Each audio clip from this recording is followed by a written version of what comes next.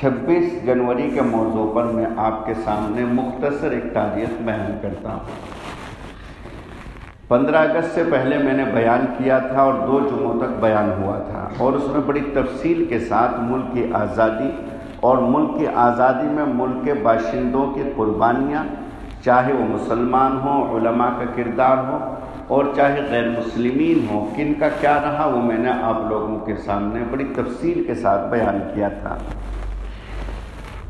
26 जनवरी के ताल्लुक़ से मैं अर्ज़ करता हूँ हमारे छोटे बच्चों को भी, ताकि मालूम हो जाए तलबा को भी और मकामी हजरात को भी, कि इस दिन को कहते हैं यौम जमहूरिया उर्दू ज़बान में, स्वतंत्रता ये हिंदी ज़बान में कहते हैं, यानी कि आज़ादी का दिन। यौम जमहूरिया का मतलब ही जमहूर के माना या जमहूरियत के माना आज़ादी के आते हैं, कि जिस रोज़ हमारे इस मुल्क को एक आज़ाद मुल्क ऐसा करार दिया गया कि जिसमें हर किस्म के आदमी के लिए इख्तियारात दिए गए, उसको आज़ादी दी गई और उसको सुकून के साथ और अमन के साथ रहने की मुकम्मल तरीके से हुकूमत की तरफ से छूट दी गई। 15 अगस्त 1947 में मुल्क आज़ाद हुआ। अब जब मुल्क आज़ाद हुआ तो सबसे पहले पार्लियामेंट में इस मौजू पर बहस हुई कि मुल्क आज़ाद होने के बाद डिवाइड हुआ, 2 जगह मुल्क तकसीम हुआ। एक मुल्क पड़ोसी बना और एक मुल्क हमारा ये हिंदुस्तान बना। पहले ये पूरा का पूरा एक ही मुल्क था, और अब इसी मुल्क के 3 मुल्क बन गए। बल्कि मुग़लों के ज़माने में ये हिंदुस्तान इतना बड़ा था कि इसकी सरहदें अफ़ग़ानिस्तान में काबुल तक और हिरात तक जाती थी। इतना बड़ा मुल्क था, और पूरा अफ़ग़ानिस्तान का कुछ हिस्सा और पूरा पाकिस्तान और पूरा बांग्लादेश इसी मुल्क का हिस्सा था। इतना बड़ा हमारा मुल्क था। तो इसके बाद में जब डिवाइड हुआ, तकसीम हुआ, 1947 में 2 मुल्क वजूद में आए। दुनिया के नक्शे पर 2 मुल्क बने, एक ही मुल्क के 2 टुकड़े हुए, एक हिंदुस्तान और एक पाकिस्तान। और मैंने पहले भी ये बात बताई थी कि 11:15 बजे पाकिस्तान के नाम से एक मुल्क बना, रात में 11:15 बजे, तो इसलिए 14 अगस्त वहाँ मनाया जाता है। और हमारे मुल्क को आज़ादी मिली हिंदुस्तान को 12:15 बजे, तो चूँकि रात के 12 बजे तारीख़ बदल जाती है, तो इस एतबार से ये मुल्क 15 अगस्त में आज़ाद हुआ। अब जब मुल्क आज़ाद हुआ तो ये बहस छिड़ी कि अब इस मुल्क को आया हिंदुओं के तरीक़े पर चलाया जाए या किसी एक मज़हब के तरीक़े पर चलाया जाए, ये कि आज़ादाना तरीक़े से चलाया जाए। अब इसमें हमारे बड़े बड़े उलमा शरीक थे। आज़ाद कराने में अबुल कलाम आज़ाद थे, हज़रत मौलाना हुसैन अहमद साहब मदनी रहमतुल्लाह अलैह, हज़रत माहिदुर्रहमान से वाले जो उस वक्त ज़िंदा थे। बहुत सारे तो शहीद हो गए थे जो ज़िंदा थे, जो पार्लियामेंट का गोया के हिस्सा थे और आज़ाद जिस वक्त मुल्क हो रहा उस वक्त के हिस्सा थे। तो उस मुनासबत से पार्लियामेंट में जब ये बहस छिड़ी तो आखिरकार बहुत सारी तकरीरें, बहुत सारे बयानात सामने आने के बाद ये तय हुआ कि इस मुल्क को आज़ाद रखा जाए, और जितनी भी यहाँ तहजीबें हैं, जितनी भी यहाँ कौमें हैं, जितने भी मज़हब वाले हैं, हर मज़हब वाले को अपने अपने मज़हब पर अमल करने की मुकम्मल छूट है, मुकम्मल आज़ादी है। जिस तरीके से वो चाहे अपने मज़हब पर अमल पैरा हो सकता है। अब इसको चलाने के लिए कानून की ज़रूरत थी, और कानून बनाने के लिए कानून के जो माहिरीन होते हैं, जो कानून को जानते हैं, उनकी एक टीम तैयार करनी थी। तो वो टीम तैयार हुई जिसमें हिंदू भी थे, जिसमें बौद्ध मज़हब के भी थे, जिसमें जैन मज़हब के लोग भी थे, जिसमें ईसाई मज़हब के भी थे, और जिसमें मुस्लिम उलमा भी थे। सबकी मिलकर के एक टीम बनी, और वो टीम 40 आदमियों पर मुश्तमिल थी। 40 अफराद पर मुश्तमिल थी वो टीम, जिनमें हज़रत मौलाना हिफ्ज़ुर्रहमान सेवहारवी रहमतुल्लाह अलैह और हमारे दीगर उलमा थे। और उस टीम के जो सरबराह बने, उस जमात के जो ज़िम्मेदार बने, वो थे हमारे मुल्क के एक कानूनदान, एक बैरिस्टर اور ایک تعلیم یافتہ شخصیت کے مالک بھیم راؤ امبیڈکر تھے، چھوٹی برادری سے، لیکن چونکہ انہوں نے قابلیت اور لیاقت حاصل کی تھی اور وہ بیرسٹر تھے اور قانون کے ماہر تھے، اس لیے پوری ٹیم کا ذمہ دار ان کو بنایا گیا۔ اب یہ حضرات بیٹھ کر کے ایک ایک قانون کے اوپر بحث کرتے تھے کہ کسی بھی مذہب کی اور کسی بھی تہذیب کی اور کسی بھی قوم کی دل آزاری اور حق تلفی نہ ہو، اس کے اوپر پوری بحث ہوتی تھی، اور اس کے بعد جب سب تسلی سب کو ہو جایا کرتی تھی، اس قانون کو لکھ لیا جاتا تھا، اور اس قانون کو لکھ کر کے قانون کا حصہ بن جایا کرتا تھا۔ اب آپ اندازہ کیجئے کہ اگست 1947 سے لے کر کے اور 26 جنوری 1950 تک تقریباً 2 سال سے زیادہ کا عرصہ بنتا ہے۔ 1948 پورا گزرا، 1949 پورا گزرا، اور اگست کے بعد ستمبر، اکتوبر، نومبر، دسمبر، یہ 4 مہینے گزرے، تو تقریباً 2.5 سال کے آس پاس یہ مکمل ٹیم کام کرتی رہی کہ ہمارا ملک کیسے چلے گا، کس کے کیا اختیارات ہوں گے، جج ہوگا تو اس کے اختیارات کیا ہوں گے، عدالت ہوگی تو اس کے اختیارات کیا ہوں گے، پولیس ہوگی تو پولیس کے اختیارات کیا ہوں گے، صدر جمہوریہ ہوگا جو ہمارے یہاں کا راشٹرپتی ہوگا، اس کے اختیارات کیا ہوں گے، گورنر کے کیا ہوں گے، پی ایم کے کیا ہوں گے، سی ایم کے کیا ہوں گے، ڈی ایم کے کیا ہوں گے، وہ ساری کی ساری چیزیں بہت تفصیل کے ساتھ، کسانوں کے کیا حقوق ہوں گے، دلتوں کے کیا حقوق ہوں گے، اقلیتوں کے کیا حقوق ہوں گے، چھوٹی برادریوں کے کیا ہوں گے، کمزور طبقے کے کیا ہوں گے، کس کو کتنا ریزرویشن ملے گا، وہ ساری کی ساری بحثیں ہوئیں، اور ساری بحثیں ہونے کے بعد 2.5 سال میں جا کر کے اس ملک کا قانون تیار ہوا، جس کو اردو زبان میں آئین ہند کہتے ہیں، جس کو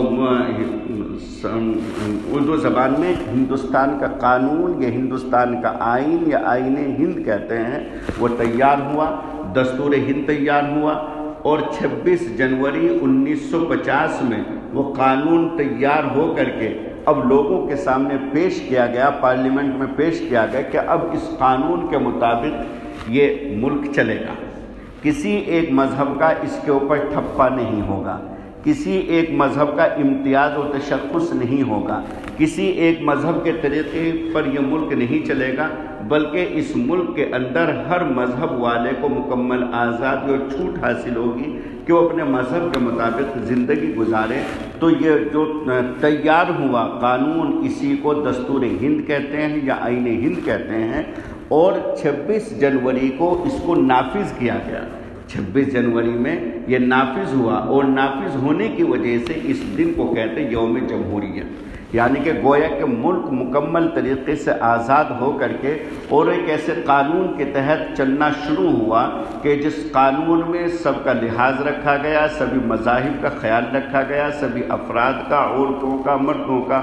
بچوں کا، بوڑھوں کا، سب کا اس میں لحاظ رکھا گیا، اور اس کے بعد سے لے کر کے آج تک اسی کے مطابق یہ چل رہا ہے۔ اب اس میں آپ کو ایک بات بتلا دوں، ہمارے بچوں کے ذہن میں بھی یہ بات رہے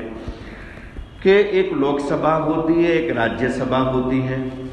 لوک سبھا تو وہ ہوتی ہے کہ جس میں ابھی 2019 میں الیکشن آئیں گے، اور الیکشن میں تم دیکھو گے کہ ایم پی کا الیکشن لوگ لڑیں گے اور تمہارے پاس ووٹ مانگنے کے لیے آئیں گے۔ پورے ہندوستان میں الیکشن انتخابات ہوں گے، چناؤ ہوں گے، اور ایم پیز کے الیکشن لڑنے والے نمائندے آپ کے پاس اپنا اس طریقے سے دامن پھیلا کر کے اور تم سے ووٹ مانگیں گے، اور بڑے خوش اخلاقی کے ساتھ مانگیں گے، بڑی خوشامد سے مانگیں گے، لالچ بھی دیں گے، طرح طرح کے ہتھ کنڈے استعمال کیے جائیں گے۔ بہرحال یہ الیکشن ہوں گے، الیکشن ہونے کے بعد جب یہ جو بھی جیتے گا، جس کی بھی جیت مقدر ہے، چاہے وہ کوئی پارٹی جیتے یا کوئی فرد جیتے، بہرحال جب یہ جیت لیں گے تو ان کی تعداد ہے 543۔ ہمارے لوک سبھا میں ہندوستان میں ان کی تعداد 543 ہے۔ پورے ہندوستان سے، ہندوستان کے ہر اسٹیٹ، ہر صوبے میں یہ الیکشن اور انتخابات ہوں گے۔ ہماری یو پی کے اندر سب سے زیادہ سیٹیں ہیں، کسی اور اسٹیٹ اور صوبے کے اندر اتنی سیٹیں نہیں ایم پیز کی جتنی یو پی کے اندر 80 سیٹیں ہیں۔ اسی لیے مشہور ہے کہ جو سواری यूपी से गुजर करके आ जाए और वहाँ जो सवार कामयाब हो जाए तो समझ लो वो दिल्ली में आकर के कामयाब हो जाता है। यानी कि जो पार्टी यूपी में जीत गई तो समझो पूरे हिंदुस्तान में जीत गई। इसलिए कि 80 MP एक जगह से मिल जाए। इस मरतबा बीजेपी को 73 MP मिले थे यूपी से, 73, सिर्फ 7 MP बाकी रह गए, तो बाकी 73 यूपी से मिले थे। तो खुलासा ये कि 543 ये MP बनते हैं और उसके बाद फिर जिस पार्टी के पास ज़्यादा MP होंगे उन्हीं की हुकूमत बन जाएगी, चाहे उसके अपने MP हों या कि दूसरी पार्टियों को अपने साथ शामिल किया जाए, उसी की हुकूमत बनेगी,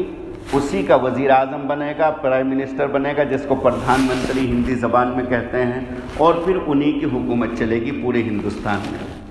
एक दूसरी हमारे यहाँ की एक चीज़ और है जिसको राज्यसभा कहते हैं। राज्यसभा में 245 सीटें हैं, लोकसभा में 543 हैं जिनके बाकायदा चुनाव होते हैं, इलेक्शन होते हैं, और राज्यसभा में 245 सीटें हैं। वो 245 सीटों में इंतखाबात नहीं होते, उनमें इलेक्शन नहीं होते, चुनाव नहीं होते, बल्कि वो इंतखाबात इस तरीके से होते हैं कि पूरे हिंदुस्तान में जिस पार्टी के जितने ज़्यादा MLA होंगे, जिस पार्टी के पूरे हिंदुस्तान में 4000 से ज़्यादा MLA हैं, पूरे हिंदुस्तान में 4000 से ज़्यादा MLA हैं, तो पूरे हिंदुस्तान में जिस पार्टी के जितने MLA होंगे उसी तनासुब से, उसी एतबार से उनको इस राज्यसभा के जो MP होते हैं उनकी सीट मिलेगी। मसलन किसी को 5 सीटें मिलेंगी, जिसको चाहे वो बना दे, पार्टी की मर्ज़ी है। किसी को 10 मिलेंगी, किसी को 20 सीटें मिलेंगी, किसी को 40 सीटें मिलेंगी, इस तरीके से तकसीम हो जाता है। तो इस तरीके से इनका बाकायदा इलेक्शन नहीं होता, बल्कि जिसके जितने MLA हैं, ज़्यादा हैं तो ज़्यादा सीटें मिलेंगी, कम है तो कम मिलेंगी, उससे कम है तो उससे कम मिलेंगी, और किसी का है ही नहीं MLA तो उसको कोई सीट राज्यसभा में नहीं मिलेगी। उसके बाद ये लोकसभा में हुआ, राज्यसभा का हुआ। उसके बाद एक चीज़ और है, वो है सदर जमहूरिया, हमारे मुल्क के राष्ट्रपति, हमारे मुल्क के सदर मोहतरम, वो कोई भी बने। जैसे डॉक्टर अब्दुल कलाम हमारे यहाँ रहे हैं मुसलमान, और डॉक्टर जाकिर हुसैन भी रहे हैं इस मुल्क के सदर। तो अगर कोई भी कानून, मिसाल के तौर से जो मैंने आपको बताया कि हिंदुस्तान का दस्तूर और हिंदुस्तान का जो आइन है, अगर इसको बदलना चाहते हैं मुकम्मल तरीके से और कोई और कानून लाना चाहते हैं, तो सबसे पहले इसको लोकसभा में पेश करना होगा, और लोकसभा के जितने MP हैं उनमें से अगर आधे से ज़्यादा इसको वोट दे दें और कह दें कि हाँ सही है, बदल सकते हैं, तो गोया कि यहाँ से इजाज़त मिल गई, हरी झंडी मिल गई। अब यही कानून जाएगा राज्यसभा में। राज्यसभा में 245 में से अगर ज़्यादा इस बात पर मुत्तफिक हों कि हाँ हमारे हिंदुस्तान का दस्तूर और यहाँ का कानून और यहाँ का ज़ाब्ता बदल दिया जाए, यहाँ का आइन बदल दिया जाए, तो फिर इसके ऊपर मोहर लग गई, इसके ऊपर मोहर लग गई। इसके बाद में फिर पूरे हिंदुस्तान में जितने स्टेट हैं, तमाम स्टेट में ये हर स्टेट में पहुंचेगा, और तकरीबन 24 से 25 स्टेट इसके ऊपर मोहर लगा दें कि हाँ बिल्कुल ठीक है, इसको आप बदल सकते हैं, तो अब ये गोया के मोहर लग गई। अब आखिर में सदर जमहूरिया के पास ये कानून जाएगा, और जो हमारे मुल्क का राष्ट्रपति अब आखिर में अपनी मोहर लगाएगा, अपना ठप्पा लगाएगा, और कानून बदल जाएगा। इसका मतलब ये है। तो असल बतलाने का मेरा मकसद ये है कि हमारा ये मुल्क, हमारा ये हिंदुस्तान जो इस वक्त चल रहा है, ये चल रहा है मुकम्मल आज़ादी के साथ, कि किसी एक मज़हब वाले का इसमें कोई दखल नहीं। यूँ कोई करने लगे तो बात अलग है, लेकिन जो बुनियादी कानून हैं और बुनियादी उसूल और ज़ाब्ते हैं इस मुल्क के, तो उसके एतबार से किसी को यह हक़ हासिल नहीं है कि वो इस मुल्क के कानून को बदल दे, बल्कि जमहूरियत का मतलब है कि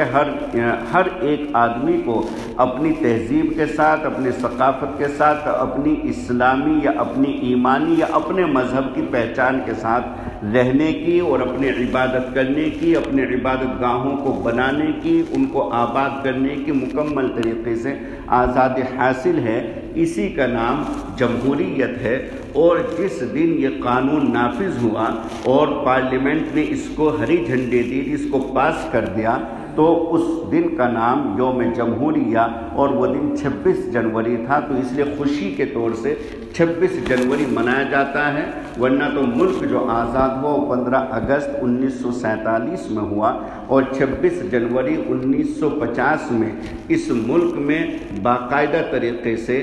قانون نافذ ہوا کہ سب کو آزادی حاصل ہے، جو جس طرح چاہے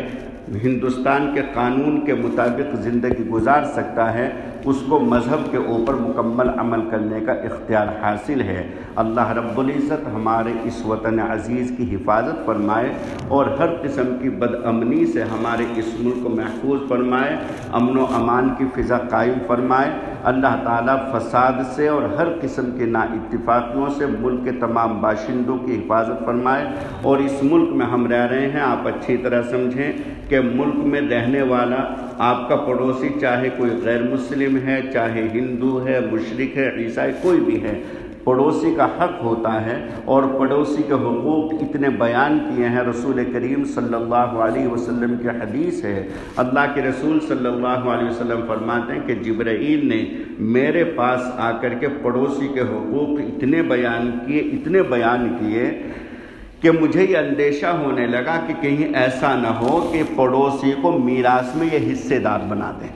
جو میراث ہوتی ہے، جو جائیداد ہوتی ہے، کہیں میراث اور جائیداد میں پڑوسی کو یہ حصے دار نہ بنا دے، تو مجھے یہ اندیشہ ہونے لگا۔ اس قدر حقوق رسول کریم صلی اللہ علیہ وسلم کے سامنے حضرت جبرائیل علیہ السلام نے اللہ کے حکم سے بیان فرمائے۔ تو بہرحال پڑوسی کوئی بھی ہو، کسی کو تکلیف اور ایذا پہنچانے کا کسی کو حق نہیں، یہ خیال نہ کیا جائے کہ صاحب یہ غیر مسلم ہے اور یہ اس ذہن کے ہیں۔ قطعی طور سے اپنے پڑوسی کو اگر راحت پہنچانے کی کوشش کریں، اگر راحت نہیں پہنچا سکتے تو کم از کم نقصان نہ پہنچائے۔ یہ اپنا ذہن آدمی بنائے کہ اصلاً تو یہ ہے کہ راحت پہنچے، آرام پہنچے، اپنے سے جو سہولت پہنچ سکتی ہے وہ پہنچے۔ اور اگر تم اتنا نہیں کر سکتے تو کم از کم درجہ یہ ہے کہ اپنا ضرر اور اپنا نقصان کسی پڑوسی کو نہ پہنچاؤ، چاہے وہ تمہاری طرف سے نماز پڑھتا ہو نہ پڑھتا ہو، چاہے وہ شراب پیتا ہو یا کوئی اور برا کام کرتا ہو، اور حتیٰ کہ چاہے وہ کافر ہو، مشرک ہو، تمہیں اس بات کا حق حاصل نہیں کہ تم اس کو کسی طرح کا نقصان اور ضرر پہنچاؤ۔ اس لیے کہ پڑوسی کے حقوق ہماری شریعت نے، ہمارے مذہب اسلام نے بیان فرمائے ہیں۔ اللہ رب العزت مکمل حفاظت کے ساتھ ہم سبھی کو رہنے کی توفیق عطا فرمائے۔ وآخر دعوانا ان الحمد للہ رب العالمین۔